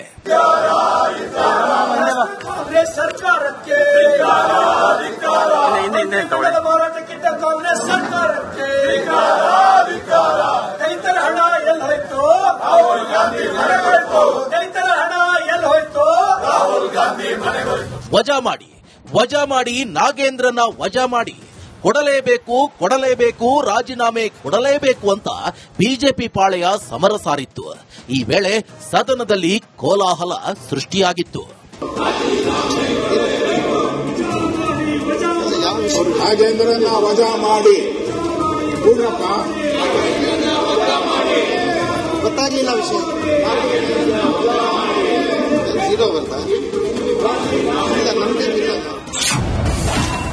ವಿಪಕ್ಷ ನಾಯಕರ ಪ್ರತಿಭಟನೆ, ಕಾಂಗ್ರೆಸ್ ಕೌಂಟರ್.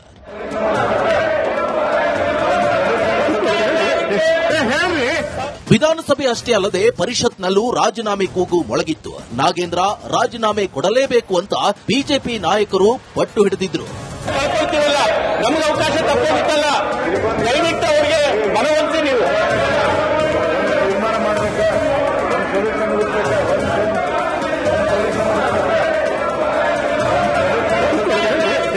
ಹೇಳ್ರಿ ಹೇಳ್ತಾ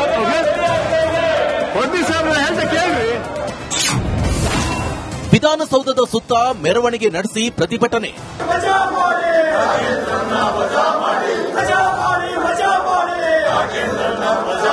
ಸಚಿವ ನಾಗೇಂದ್ರ ರಾಜೀನಾಮೆಗೆ ಬಿಜೆಪಿ ಬಿಗಿ ಪಟ್ಟು ಹಿಡಿದಿದೆ. ವಿಧಾನಸೌಧದ ಸುತ್ತ ಮೆರವಣಿಗೆ ನಡೆಸಿ ಪ್ರತಿಭಟನೆ ನಡೆಸಲಾಗಿದೆ. ನಾಗೇಂದ್ರ ಪೋಸ್ಟರ್ ಮೊದಲನೇ ಮಹಡಿಯಲ್ಲಿ ಬಿಜೆಪಿ ಶಾಸಕರಿಂದ ಮೆರವಣಿಗೆ ಮಾಡಿ ಆಕ್ರೋಶ ವ್ಯಕ್ತಪಡಿಸಿದ್ದಾರೆ.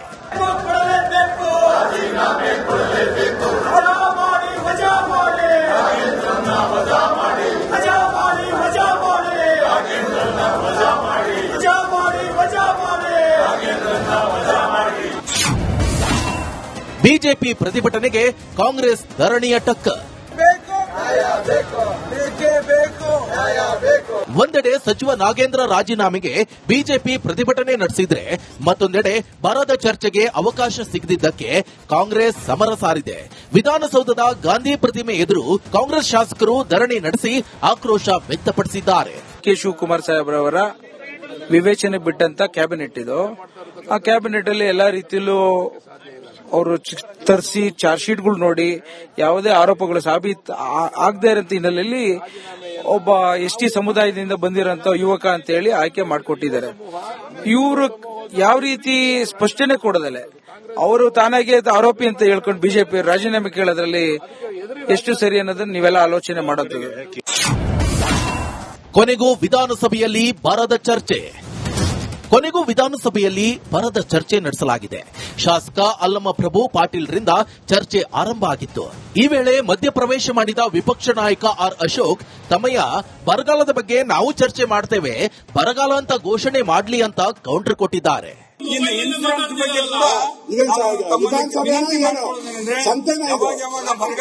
ಮಾತಾಡ್ಬೋದು ಅಧಿಕಾರಿಗಳೆಲ್ಲ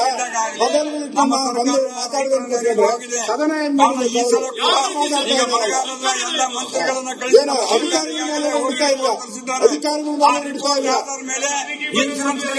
ಎಲ್ಲ ಪಿಕ್ನಿಕ್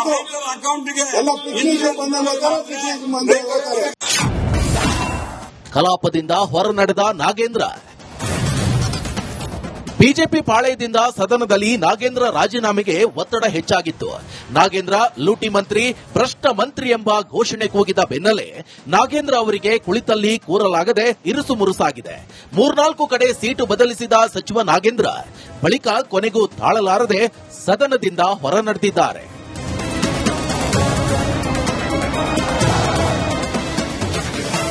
ನಾಳೆ ರಾಜ್ಯ ಸಚಿವ ಸಂಪುಟದ ಮಹತ್ವದ ಸಭೆಯನ್ನ ಕರೆಯಲಾಗಿದೆ. ಕ್ಯಾಬಿನೆಟ್ ಮೀಟಿಂಗ್ ನಲ್ಲಿ ಹಲವು ವಿಚಾರದ ಬಗ್ಗೆ ಚರ್ಚೆಯನ್ನು ನಡೆಸಲಾಗುತ್ತೆ.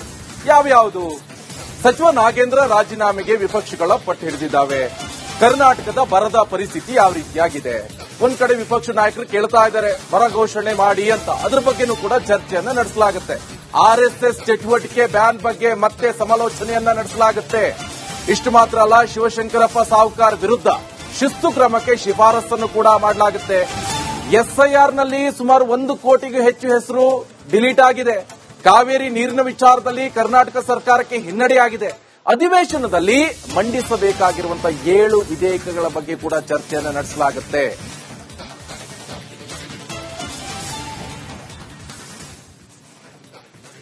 ನೋಡಿ, ಸದ್ಯ ಏನೆಲ್ಲ ಆಗ್ತಾ ಇದೆ ಪ್ರಸ್ತುತ ಕರ್ನಾಟಕದಲ್ಲಿ. ನಾಳೆ ರಾಜ್ಯ ಸಚಿವ ಸಂಪುಟ ಮಹತ್ವದ ಸಭೆಯನ್ನು ಕರೆದಿದ್ದಾರೆ.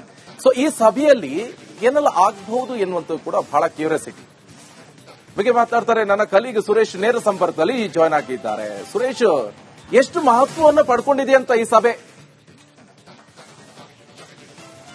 ರಂಜಿತ್, ನಾಳೆ ನಡೀತಿರ್ತಕ್ಕಂತಹ ಕ್ಯಾಬಿನೆಟ್ ಸಭೆ ಬಹಳ ಪ್ರಮುಖವಾಗಿರ್ತಕ್ಕಂಥದ್ದು. ಯಾಕೆಂದ್ರೆ ಅಧಿವೇಶನದ ನಡುವೆ ನಡೀತಾ ಇರೋ ಹಿನ್ನೆಲೆಯಲ್ಲಿ ಪ್ರಮುಖವಾದಂತಹ ವಿಚಾರಗಳು, ಬಿಲ್ಗಳು ಎಲ್ಲವೂ ಕೂಡ ಬರುತ್ತೆ.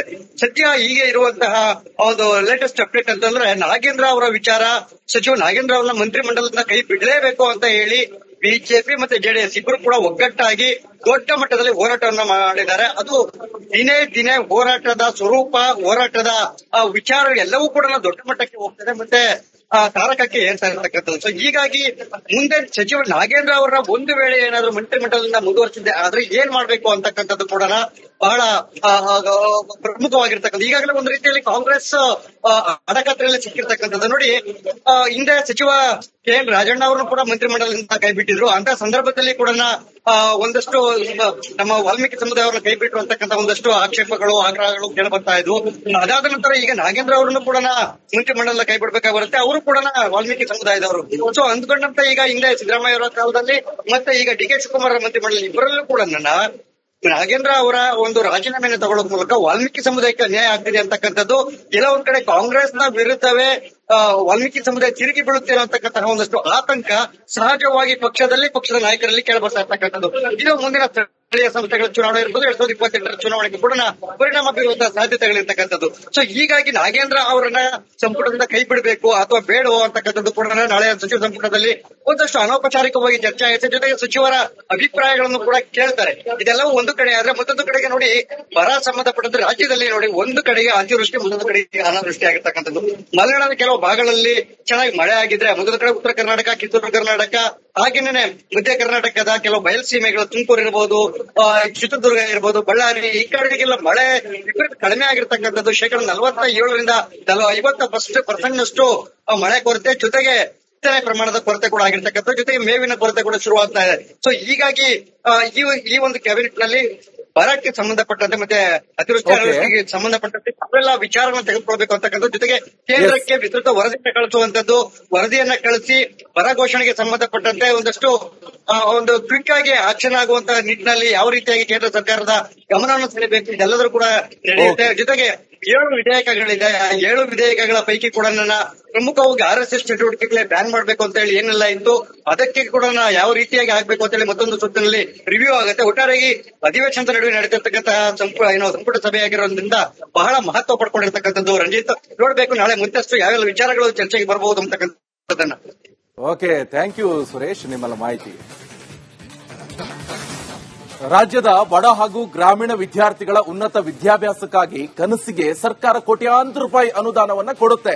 ಸಮಾಜ ಕಲ್ಯಾಣ ಇರಬಹುದು, ಹಿಂದುಳಿದ ಹಾಗೆ ಅಲ್ಪಸಂಖ್ಯಾತರ ಕಲ್ಯಾಣ, ಈ ಇಲಾಖೆಯಡಿ ಸಾವಿರಾರು ಹಾಸ್ಟೆಲ್ಗಳು ಕೂಡ ಕಾರ್ಯನಿರ್ವಹಿಸ್ತಾ ಇವೆ. ಆದ್ರೆ ವಿದ್ಯಾರ್ಥಿಗಳ ಪಾಲಿಗೆ ಜ್ಞಾನ ಮಂದಿರವಾಗಬೇಕಾಗಿರುವಂತೆ ಇದೇ ಹಾಸ್ಟೆಲ್ಗಳು ನರಕಯಾತನೆ ಆಗ್ತಾ ಇವೆಯಾ? ಸರ್ಕಾರಿ ಹಾಸ್ಟೆಲ್ಗಳ ದುಸ್ಥಿತಿ ಹೇಗಿದೆ ಗೊತ್ತಾ? ಬನ್ನಿ ಈ ವರದಿ ನೋಡ್ಕೊಂಡು ಬರೋಣ.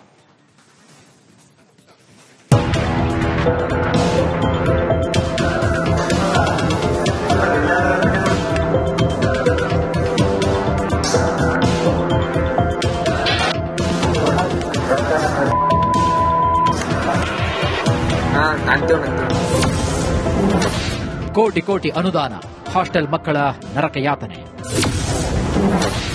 ಸರ್ಕಾರದ ಹಾಸ್ಟೆಲ್ಗಳಲ್ಲಿ ರಿಪಬ್ಲಿಕ್ ಕನ್ನಡ ರಿಯಾಲಿಟಿ ಚೆಕ್.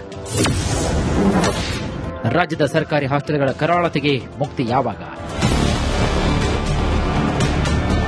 ವಿದ್ಯಾರ್ಥಿಗಳ ಉತ್ತಮ ಭವಿಷ್ಯ ನಿರ್ಮಾಣಕ್ಕಾಗಿ ಸರ್ಕಾರಗಳು ಅನೇಕ ಯೋಜನೆಗಳನ್ನು ತಂದಿವೆ. ಅವರ ವ್ಯಾಸಂಗಕ್ಕೆ ಉತ್ತಮ ವಾತಾವರಣ ನಿರ್ಮಾಣಕ್ಕೆ ದುಡಿತಾ ಇವೆ. ಆದರೆ ಅದ್ಯಾಕೋ ಏನು ಸರ್ಕಾರದ ಗುರಿ ಹಳ್ಳ ಹಿಡಿತಾ ಇದೆ ಅನ್ನೋ ಅನುಮಾನ ಇದೀಗ ಮೂಡ್ತಾ ಇದೆ.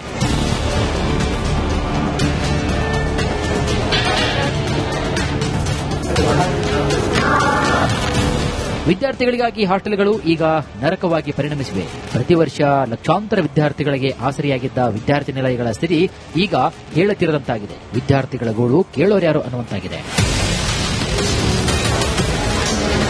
ಹಾಗಾದರೆ ರಾಜ್ಯದಲ್ಲಿ ಒಟ್ಟು ಎಷ್ಟು ಹಾಸ್ಟೆಲ್ಗಳಿವೆ, ಎಷ್ಟು ವಿದ್ಯಾರ್ಥಿಗಳು ಹಾಸ್ಟೆಲ್ ವ್ಯವಸ್ಥೆಯನ್ನ ಸದುಪಯೋಗ ಪಡಿಸಿಕೊಳ್ತಿದ್ದಾರೆ ಎನ್ನುವುದಾದರೆ, ಸರ್ಕಾರಿ ಹಾಸ್ಟೆಲ್ಗಳ ಸ್ಥಿತಿಗತಿ. ರಾಜ್ಯದಲ್ಲಿ 5,000ಕ್ಕೂ ಹೆಚ್ಚು ಸರ್ಕಾರಿ ಹಾಸ್ಟೆಲ್ಗಳಿವೆ. ಹಿಂದುಳಿದ ವರ್ಗಗಳ ಕಲ್ಯಾಣ ಇಲಾಖೆಯ 2,662 ಹಾಸ್ಟೆಲ್, ಸಮಾಜ ಕಲ್ಯಾಣ ಇಲಾಖೆಯ 1,500ಕ್ಕೂ ಹೆಚ್ಚು ಹಾಸ್ಟೆಲ್, ಅಲ್ಪಸಂಖ್ಯಾತರ ಕಲ್ಯಾಣ ಇಲಾಖೆಯ 300ಕ್ಕೂ ಹೆಚ್ಚು ಹಾಸ್ಟೆಲ್, 1,642 ವಸತಿ ನಿಲಯಗಳು ಸ್ವಂತ ಕಟ್ಟಡಗಳಲ್ಲಿ ಕಾರ್ಯನಿರ್ವಹಣೆ, 744 ವಸತಿ ನಿಲಯಗಳು ಬಾಡಿಗೆ ಕಟ್ಟಡಗಳಲ್ಲಿ ಕಾರ್ಯನಿರ್ವಹಣೆ, 276 ವಸತಿ ನಿಲಯಗಳು ಉಚಿತವಾಗಿ ಲಭ್ಯವಿರುವ ಕಟ್ಟಡಗಳಿವೆ.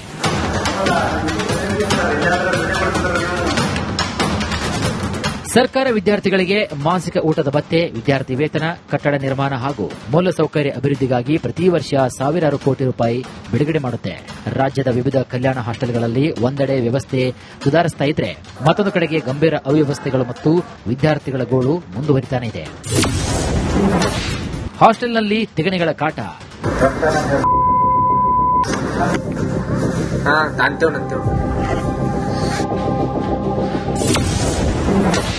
ಶಿಥಿಲಗೊಂಡ ಹಾಸ್ಟೆಲ್ ಕಟ್ಟಡ.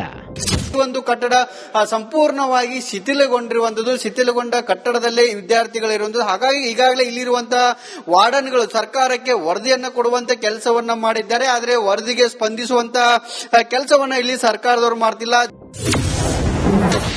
ಕರೆಂಟ್ ಶಾಕ್, ಆತಂಕ. ಸಂಪೂರ್ಣವಾಗಿ ಕಾಮಗಾರಿ ಮುಗಿದು ಏನು ಕೆಲವೇ ದಿನಗಳು ಕಳೆಯುವಷ್ಟರಲ್ಲಿ ಈಗ ಇಲ್ಲಿರ್ತಕ್ಕಂಥ ಬಿಲ್ಡಿಂಗ್ ಅನ್ನು ಈಗಾಗಲೇ ಸೋರ್ತಾ ಇದೆ. ವಿದ್ಯಾರ್ಥಿಗಳು ಇರ್ತಿರ್ತಕ್ಕಂಥ ಒಂದು ಕೊಠಡಿಯಲ್ಲಿರ್ತಕ್ಕಂಥ ಒಂದು ಕರೆಂಟ್ ಕೂಡ ಗೋಡೆಯಲ್ಲಿ ಪಾಸ್ ಆಗ್ತಾ ಇದೆ ಅನ್ನುವಂಥದ್ದನ್ನ ವಿದ್ಯಾರ್ಥಿಗಳಿಗೆ ಆರೋಪವನ್ನು ಮಾಡ್ತಾ ಇರ್ತಕ್ಕಂಥದ್ದು. ಕಲಬುರಗಿ ಜಿಲ್ಲೆಯ ಅಫಜಲ್ಪುರ ತಾಲೂಕಿನ ಕರಜಗಿ ಗ್ರಾಮದ ಮೊರಾರ್ಜಿ ದೇಸಾಯಿ ವಸತಿ ಶಾಲೆಯಲ್ಲಿ ವಿದ್ಯಾರ್ಥಿಗಳ ಗೋಳು ಕೇಳೋರು ಇಲ್ಲದಂತಾಗಿದೆ. ಇತ್ತೀಚೆಗೆ ಕರಜಗಿ ಮೊರಾರ್ಜಿ ದೇಸಾಯಿ ವಸತಿ ಶಾಲೆಯಲ್ಲಿ ಉಪಹಾರ ಸೇವಿಸಿ ವಿದ್ಯಾರ್ಥಿಗಳು ಅಸ್ವಸ್ಥಗೊಂಡು ಆಸ್ಪತ್ರೆ ಸೇರಿದ್ರು. ವಾರ್ಡನ್ ನಿರ್ಲಕ್ಷ್ಯದಿಂದ ವಿದ್ಯಾರ್ಥಿಗಳು ನರಕಯಾತನೆ ಅನುಭವಿಸುವಂತಾಗಿದೆ. ಇನ್ನು ಚಿಕ್ಕಮಗಳೂರಿನಲ್ಲೂ ಕೂಡ ಹಾಸ್ಟೆಲ್ಗಳ ಅವ್ಯವಸ್ಥೆ ಹೆಚ್ಚಾಗಿದೆ. ಹೀಗಾಗಿ ತಾಲೂಕು ಮಟ್ಟದಲ್ಲಿ ಅಧಿಕಾರಿಗಳನ್ನು ನೇಮಿಸಿ ಕಾಲಕಾಲಕ್ಕೆ ಹಾಸ್ಟೆಲ್ಗಳಿಗೆ ವಿಸಿಟ್ ನೀಡಿ ಪರಿಶೀಲನೆ ಕೂಡ ನಡೆಸಲಾಗ್ತಾ ಇದೆ. ನಮ್ಮಲ್ಲಿ ಎಲ್ಲಾ ತಾಲೂಕುಗಳಲ್ಲೂ ಅಸಿಸ್ಟೆಂಟ್ ಡೈರೆಕ್ಟರ್ಸ್ ಇದ್ದಾರೆ. ಅವರು ಕಾಲಕ್ಕೆ ಹಾಸ್ಟೆಲ್ಸ್ ಗಳಿಗೆ ವಿಸಿಟ್ ಮಾಡ್ತಾರೆ. ವಿಸಿಟ್ ಮಾಡಿ ಅಲ್ಲಿ ಏನೇ ಪ್ರಾಬ್ಲಮ್ಸ್ ಇದ್ರು ಸಾಲ್ವ್ ಮಾಡ್ತಾರೆ. ನಮ್ಮಲ್ಲಿ ಇದುವರೆಗೂ ಯಾವುದೇ ಅಂತ ದೂರು ಯಾವುದು ಬಂದಿಲ್ಲ. ನಾವು ಕೂಡ ವಿಸಿಟ್ ಮಾಡ್ತಾ ಇರ್ತೀವಿ. ಇನ್ನು ಹಾಸ್ಟೆಲ್ಗಳ ಅವ್ಯವಸ್ಥೆ ಬಗ್ಗೆ ಸರ್ಕಾರದ ಸಚಿವರೇ ಒಪ್ಪಿಕೊಂಡಿದ್ದು ರಾಜ್ಯದ ಎಲ್ಲಾ ಹಾಸ್ಟೆಲ್ಗಳ ಸುಧಾರಣೆ ಸರ್ಕಾರ ಬದ್ಧವಾಗಿದೆ ಅಂತ ಹೇಳಿದ್ದಾರೆ.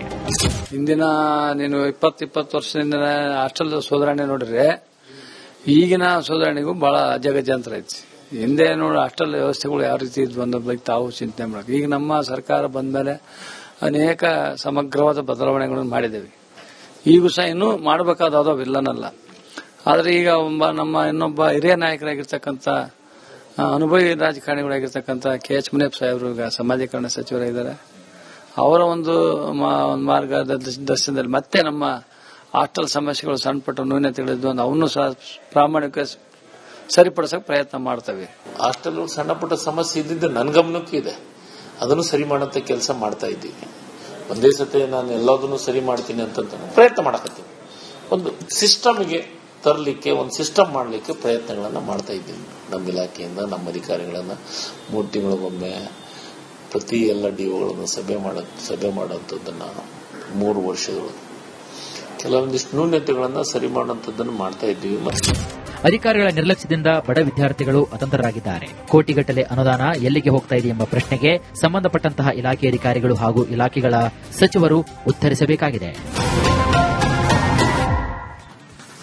ವೀಕ್ಷಕರೇ, ರಿಪಬ್ಲಿಕ್ ಕನ್ನಡ ಧ್ಯೇಯವಾಕ್ಯ ನಿಮ್ಮ ಧ್ವನಿ, ಜನರ ಅಭಿಪ್ರಾಯಕ್ಕೆ ಒಂದು ಮುಕ್ತ ವೇದಿಕೆಯನ್ನ ನಿಮ್ಮ ರಿಪಬ್ಲಿಕ್ ಕನ್ನಡ ಒದಗಿಸಿಕೊಡ್ತಾ ಇದೆ. ಅದರಂತೆ ನೀವು ನಿಮ್ಮ ಅಭಿಪ್ರಾಯಗಳನ್ನ ನಮ್ಮ ಜೊತೆ ತಿಳಿಸಬಹುದು. ವೀಕ್ಷಕರೇ, ವಿದ್ಯಾರ್ಥಿಗಳ ಪಾಲಿಗೆ ಜ್ಞಾನ ಮಂದಿರವಾಗಬೇಕಾಗಿರುವಂತಹ ಇದೇ ರಾಜ್ಯದ ಹಾಸ್ಟೆಲ್ಗಳು ಅಧ್ವಾನಗಳ ಆಗರ ಆಗಿದೆ. ಊಟದಲ್ಲಿ ಹುಳ, ಸರಿಯಾಗಿ ನಿದ್ದೆ ಮಾಡಲಾಗದೆ ನರಕಯಾತನೆಯನ್ನ ಅನುಭವಿಸ್ತಾ ಇದ್ದಾರೆ ವಿದ್ಯಾರ್ಥಿಗಳು. ಈ ಸರ್ಕಾರಿ ಹಾಸ್ಟೆಲ್ಗಳ ದುಸ್ಥಿತಿ ಹೇಗಿದೆ? ಈ ಬಗ್ಗೆ ನಿಮ್ಮ ಅಭಿಪ್ರಾಯವನ್ನ ನಮಗೆ ಕರೆ ಮಾಡಿ ಕೂಡ ತಿಳಿಸಬಹುದು. ನಮ್ಮ ಈ ವಾಟ್ಸ್ಆಪ್ ನಂಬರ್ಗೆ 2 ಲೈನ್ಗಳಲ್ಲಿ ನಿಮ್ಮ ಅಭಿಪ್ರಾಯವನ್ನು ಕೂಡ ಮೆಸೇಜ್ ಮಾಡಬಹುದು. ಇಷ್ಟು ಮಾತ್ರ ಅಲ್ಲ, ಎಕ್ಸ್ ಖಾತೆಯಲ್ಲೂ ಕೂಡ ನಿಮ್ಮ ಅಭಿಪ್ರಾಯಗಳನ್ನ ಹಂಚಿಕೊಳ್ಳಬಹುದು. ಹಾಸ್ಟೆಲ್ಗಳ ಅಭಿವೃದ್ಧಿಯಲ್ಲಿನ ನಿರ್ಲಕ್ಷ್ಯ ಸರಿನಾ? ಈ ಬಗ್ಗೆ ನಿಮ್ಮ ಅಭಿಪ್ರಾಯಗಳು ಏನು ಅಂತ. ಒಬ್ಬರು ಕಾಲರ್ ಕೂಡ ರೆಡಿ ಇದ್ದಾರೆ, ತಿಪ್ಟೂರಿಂದ ಗಂಗಾಧರ್ ಅಂತ. ಗಂಗಾಧರ್ ಅವರೇ, ನಮಸ್ಕಾರ. ಸರ್ ನಮಸ್ತೆ. ಮೊದಲಿಗೆ ಆರ್ ಕನ್ನಡಕ್ಕೆ ನನ್ನ ಕಡೆಯಿಂದ ಥ್ಯಾಂಕ್ಸ್. ಯಾಕೆಂದ್ರೆ ಇಂಥ ವಿಷಯನ ತಗೊಂಡಿರೋದು ನನಗೆ ತುಂಬಾ ಸಂತೋಷ. ಹೇಳಿ ಸರ್. ಸರ್ ಏನಾಗಿದೆ ಅಂದ್ರೆ ಹಾಸ್ಟೆಲ್ ಅಲ್ಲಿ ವರ್ಸ್ಟ್ ಹಾಸ್ಟೆಲ್ಗಳು. ಯಾಕೆಂದ್ರೆ ಸರ್ಕಾರ ಕೊಟ್ರೆ ಅಧಿಕಾರಿಗಳು ಕೊಡ್ತಾ ಇಲ್ಲ. ಎಂತ ಪರಿಸ್ಥಿತಿ ವಿದ್ಯಾರ್ಥಿಗಳು ಅಂದ್ರೆ ಅವರು ಸಾಂಬಾರ್ ಮಾಡ್ತಾರಲ್ಲ, ಈ ನೀರಿಗೆ ಬರೀ ಕಾರ್ ದುಡಿತಾರ, ಅವ್ರ ಮುಖದ ಮೇಲೆ ಉಳಿಸಬೇಕು ತಾಂಡೋಗಿ ಅಧಿಕಾರಿಗಳ ಮೇಲೆ. ಅವ್ರ ಮಕ್ಕಳನ್ನ ತಿನ್ಸಕ್ ಹೇಳ್ರಿ, ಬಂದು ಅವ್ರ ಮಕ್ಕಳನ್ನ ತಿನ್ಸಕ್ ಹೇಳಿ. ಅವ್ರ ಮಕ್ಕಳು ಹೈಟೆಕ್ ಸ್ಕೂಲಾಗ ಓದ್ಬೇಕು, ಬಡವ್ರ ಮಕ್ಕಳು ಬಂದು ಇದ್ರಲ್ಲಿ ಹಾಸ್ಟೆಲ್ ಅಲ್ಲಿ ಓದ್ಬೇಕು. ಆ ಮಕ್ಳು ತಗೊಂಡ್ಬಂದು ಇವ್ರನ್ನ ಓದ್ಸಕ್ ಹೇಳ್ರಿ.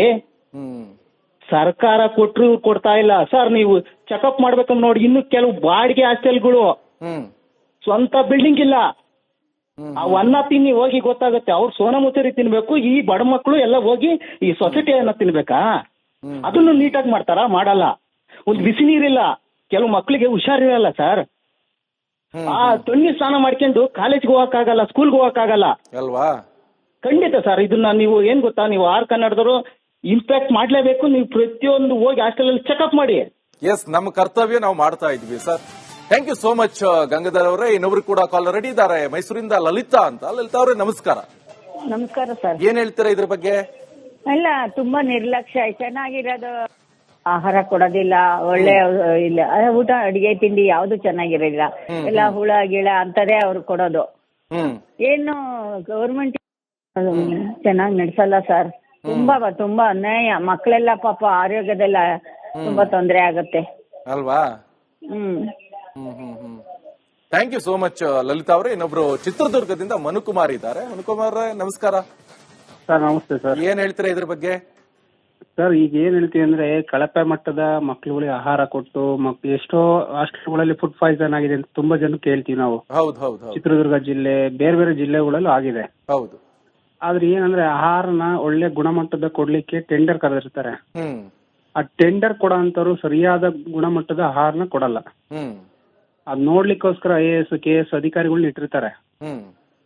ಆದ್ರೂ ಸಮೇತ ಹಾಸ್ಟೆಲ್ಗಳಿಗೆ ವೀಕ್ಷಣೆ ಮಾಡೋದು, ನೋಡೋದು, ಆ ಕೆಲಸ ಮಾಡಿದ್ರೆ ಎಲ್ಲ ಒಂದ್ ಕಡೆ ಒಳ್ಳೆ ಗುಣಮಟ್ಟದ ಆಹಾರ ಸಿಗುತ್ತೆ ಸರ್ ಮಕ್ಳುಗಳಿಗೆ. ಯಾಕೆಂದ್ರೆ ಬೇಳೆ ಮತ್ತೆ ಹುಳಗಳು ಆಗ್ತದೆ, ಸಾಕಷ್ಟು ಕಂಪ್ಲೇಂಟ್ಗಳು ಬರ್ತವೆ. ನೀವು ಹಾಸ್ಟೆಲ್ ಒಂದೇ ಅಂತ ತಗೋಬೇಡಿ ಸರ್. ಯಾಕೆಂದ್ರೆ ಇಲ್ಲಿ ಆಗ್ತಿರೋದು ಸರ್ಕಾರಿ ಶಾಲೆಯಲ್ಲೂ ಆಗ್ತಿದೆ. ಯಾಕೆಂದ್ರೆ ಸರ್ಕಾರಿ ಶಾಲೆಯಲ್ಲಿ ಹೋಗಿ ನೋಡಿದ್ರು ಸಮೇತ ಸೇಮ್ ಅದೇ ತರನೇ ಪ್ರಾರಂಭ ಸರ್. ಹಾಸ್ಟೆಲ್ ಒಂದೇ ಅಂತಲ್ಲ ಸರ್, ಇಡೀ ಸರ್ಕಾರಿ ಶಾಲೆಗಳ ಪರಿಸ್ಥಿತಿನೂ ಅದೇ ತರ ಆಗಿದೆ. ಹೌದು. ಥ್ಯಾಂಕ್ ಯು ಮನುಕುಮಾರ್ ಅವರೇ. ಇನ್ನೊಬ್ರು ಕಾಲರ್ ರೆಡಿ ಇದ್ದಾರೆ, ಹುಬ್ಳಿಯಿಂದ ಶ್ರೀನಿವಾಸ್ ಅಂತ. ಸರ್ ನಮಸ್ಕಾರ ಶ್ರೀನಿವಾಸ್ ಅವರೇ. ಸರ್ ನಮಸ್ತೆ ಸರ್.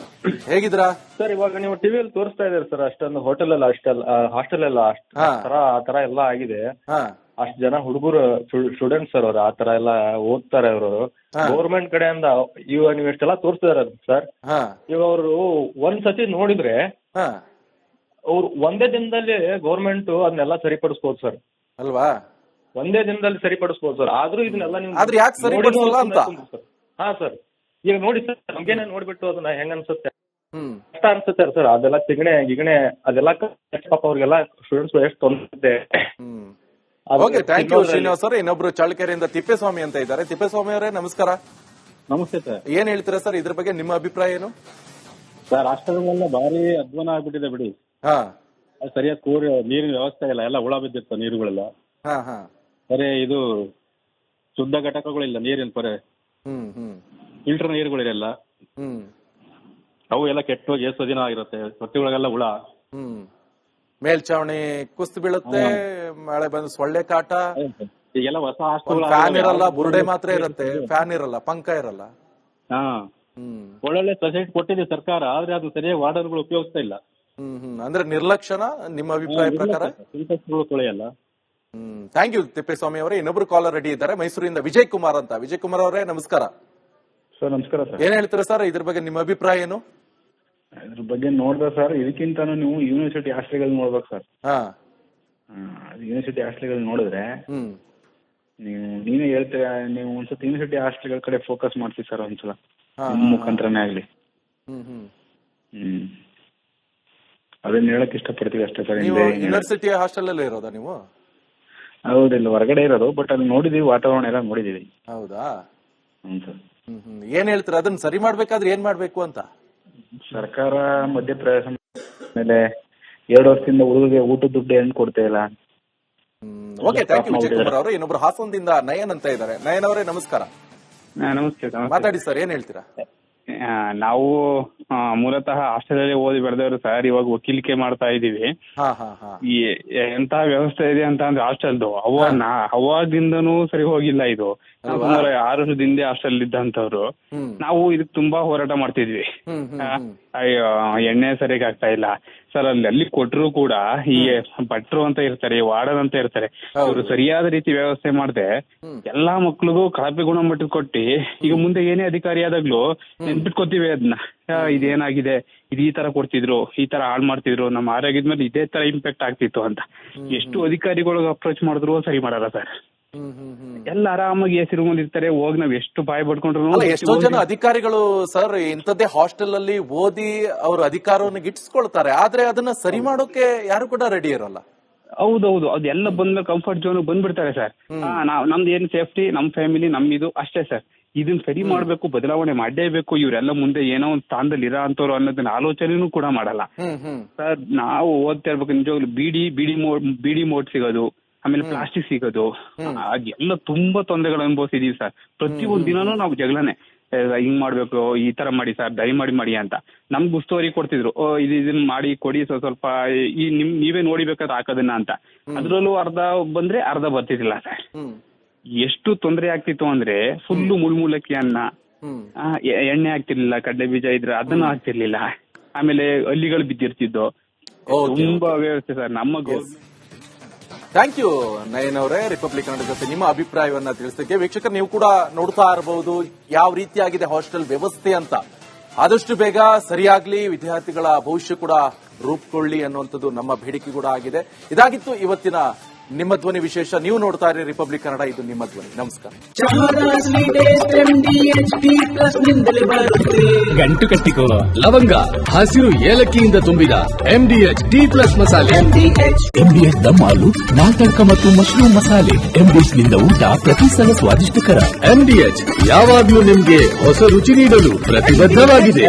ಆರೋಗ್ಯ ಹಾಗೂ ನ್ಯೂಟ್ರಿಷನ್ ಸಿಗುತ್ತೆ, ನೋಡಿ ಬಾಡಿ ಸ್ಟ್ರಾಂಗ್ ಆಗುತ್ತೆ. ಸ್ವಲ್ಪ ತಿಂದು ಹಸಿವು ನಿಗುತ್ತೆ, ಡೈಜೆಷನ್ಗೆ ಇಲ್ಲ ಅಪಾಯ. MDH ಸೋಯಾ ಟೀ, ಅಸಲಿ ಪ್ರೋಟೀನ್.